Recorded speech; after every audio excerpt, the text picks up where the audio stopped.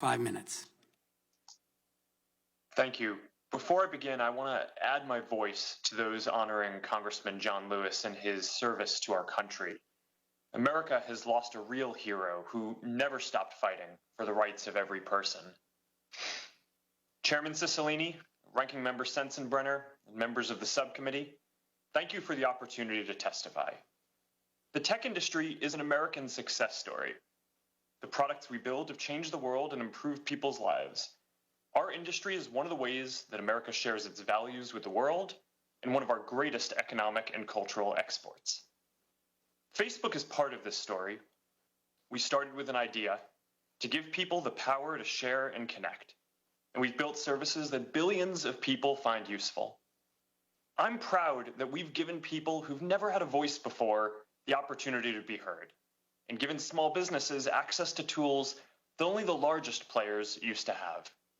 Since COVID emerged, I'm proud that people have used our services to stay in touch with friends and family who they can't be with in person, and to keep their small businesses running online when physical stores are closed. I believe that Facebook and the US tech industry are a force for innovation and empowering people, but I recognize that there are concerns about the size and power of tech companies. Our services are about connection, and our business model is advertising, and we face intense competition in both. Many of our competitors have hundreds of millions or billions of users. Some are upstarts, but others are gatekeepers with the power to decide if we can even release our apps in their app stores to compete with them. In many areas, we're behind our competitors. The most popular messaging service in the US is iMessage. The fastest growing app is TikTok. The most popular app for video is YouTube. The fastest growing ads platform is Amazon. The largest ads platform is Google. And for every dollar spent on advertising in the US, less than 10 cents is spent with us. We're here to talk about online platforms, but I think the true nature of competition is much broader. When Google bought YouTube, they could compete against the dominant player in video, which was the cable industry. When Amazon bought Whole Foods, they could compete against Kroger's and Walmart. When Facebook bought WhatsApp, we could compete against telcos who used to charge 10 cents a text message, but not anymore.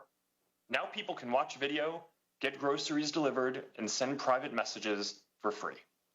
That's competition. New companies are created all the time, all over the world. And history shows that if we don't keep innovating, someone will replace every company here today. And that change can often happen faster than you expect. Of the 10 most valuable companies a decade ago, only 3 still make that list today.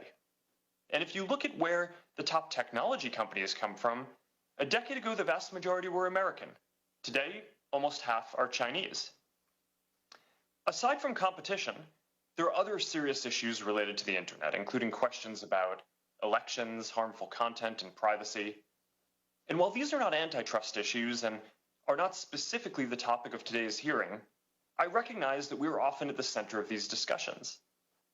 We build platforms for sharing ideas, and important debates play out across our services. I believe that this ultimately leads to more progress, but it means we often find ourselves in the middle of deep disagreements about social issues and high-stakes elections. I personally don't believe that private companies should be making so many decisions about these issues by themselves. And that's why last year, I made the case that there needs to be new regulation for the internet.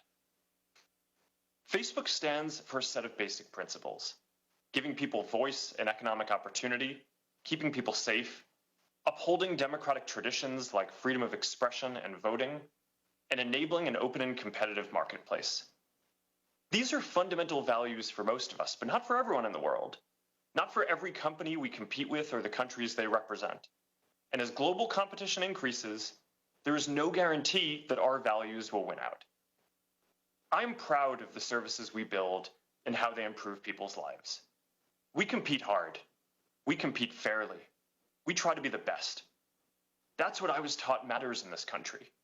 And when we succeed, it's because we deliver great experiences that people love. Thank you, and I look forward to answering your questions.